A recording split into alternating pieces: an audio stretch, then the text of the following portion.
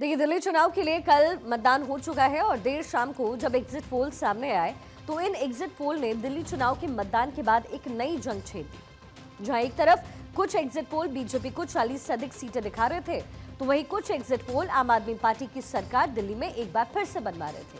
विधानसभा चुनाव का परिणाम 8 फरवरी को आएगा। किसके हाथ सत्ता लगेगी ये तो उसी दिन साफ हो पाएगा, लेकिन चुनाव के एग्जिट पोल सामने अब आ गए हैं। किसको क्या मिलेगा और किसको कितना नुकसान उठाना पड़ सकता है, एग्जिट पोल्स में इसे लेकर के अपने अपने दावे हैं। यानी कि हम आपको एग्जिट पोल्स का कंक्लूजन यहां पर बताएंगे कि किस पार्टी के साथ अब क्या क्या संकेत बन रहे हैं और कौन सी पार्टी एग्जिट पोल के बाद भी अपनी जीत का दावा पेश कर रही है। इस एग्जिट पोल के आने के बाद से सबसे ज्यादा जो धड़कने हैं वो आम आदमी पार्टी की बढ़ी हुई है।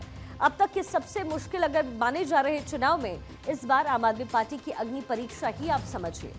वोटिंग खत्म होने के साथ आए एग्जिट पोल के नतीजों ने धड़कने और बढ़ा दी, खासतौर पर आम आदमी पार्टी की।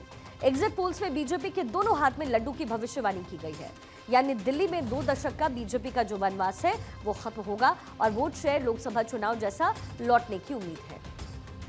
वहीं इस चुनाव में कांग्रेस का जनाधार भी 4% से 10% तक जाने की उम्मीद है।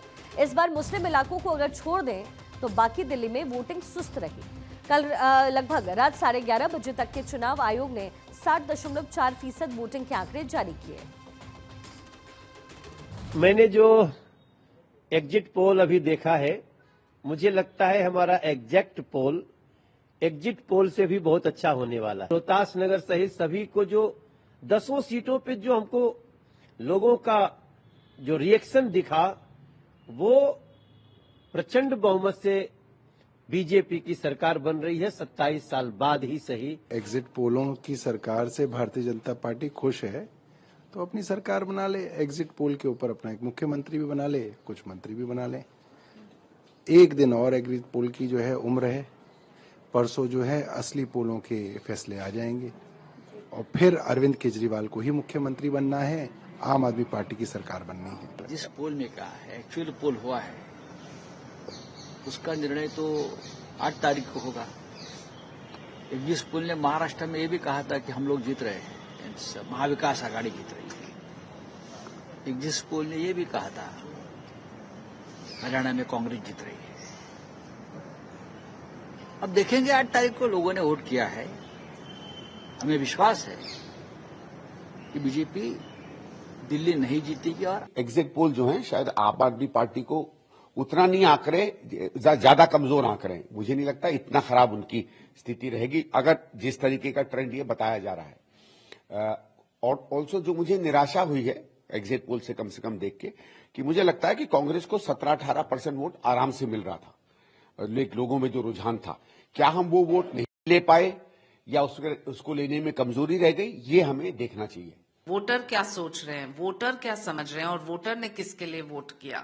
वोटर उन्हीं को वोट देंगे जहां काम होता है, स्थिरता है, राजनीतिक इच्छा शक्ति है, और वो एनडीए की सरकार है केंद्र में। और अब 27 साल बाद आप देखिए दिल्ली में एक ऐतिहासिक जीत होगी एनडीए के लिए। इससे पहले 2008 में इतनी कम वोटिंग हुई थी और तब 57.8% वोटर ही बूथ तक पहुंच पाए।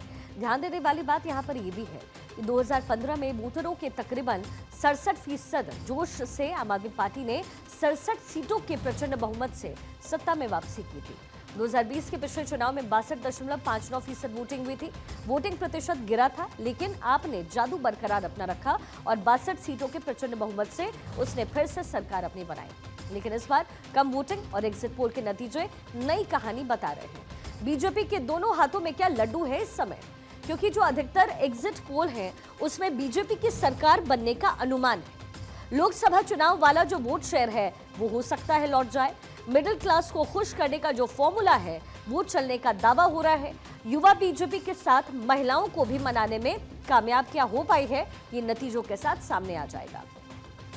इस चुनाव में कांग्रेस को भले ही सीट कम मिल रही हो, लेकिन उसको अपने वोट वाले जनाधार को सुधारने का मौका जरूर मिला। पिछले चुनाव में जिस कांग्रेस को सिर्फ 4% वोट ही मिले थे, जिससे उन्हें संतोष करना पड़ा, उसका इस बार वोट शेयर 10% के आसपास होने की उम्मीद जाहिर की जा रही है। कांग्रेस के लिए इस चुनाव में अच्छा क्या रहा, अब आपको जरा वो भी समझा देते हैं कि आखिर कांग्रेस के लिए गुड न्यूज क्या है। देखिए, सीटें भले ही कम हो, लेकिन पार्टी जनाधार बढ़ा सकती है। 4% से वोट शेयर दोगुने से ज्यादा वोटर जो है इससे बढ़ सकते हैं। मुस्लिम वोटों को वापस खींचने में कुछ हद तक सफलता भी कांग्रेस को मिल सकती है। यानी कांग्रेस इस बात का संतोष कर सकती है कि केजरीवाल से उसने हिसाब अपना बराबर कर लिया।